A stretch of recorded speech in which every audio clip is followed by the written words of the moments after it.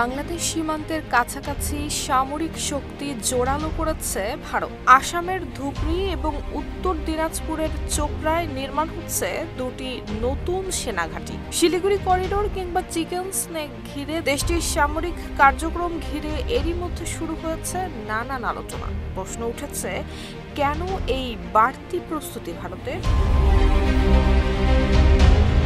নিরাপত্তা বিশ্লেষকরা বলছেন, শিলিগুড়ি করিডোর ভারতের জন্য কৌশলগত এলাকা হওয়ায় চীনের ক্রমবর্ধমান ভূ রাজনৈতিক তৎপরতায় করিডোরের নিরাপত্তা জোরদার করতেই এই সেনাঘাঁটি স্থাপনে তৎপর হয়েছে ভারত।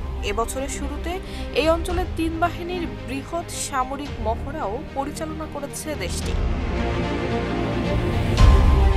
এরই মধ্যে সামাজিক যোগাযোগ মাধ্যমে ছড়িয়ে পড়েছে লালমনিরহাট সীমান্তের ৬২ কিলোমিটার নাকি ভারতের দখলে চলে গেছে। তবে বিজেপির তদন্তে এই তথ্য সম্পূর্ণ গুজব প্রমাণিত হয়। স্কিন শুষ্ক রুক্ষ হয়ে যাবে বলে কি বাইরে যাবে না? জাস্ট 1 2 3 4 করো, স্কিনটাকে রিভাইভ করো। স্থানীয়রা জানান, সীমান্তে বিএসএফ এর টহল এবং সতর্কতা কিছুটা বেড়েছে, তবে অনুপ্রবেশ বা দখলের মতো কোনো ঘটনাই ঘটেনি। লালমনিরহাট সীমান্তে পরিস্থিতি সম্পূর্ণই স্বাভাবিক বলে নিশ্চিত করেছে বিজিবি।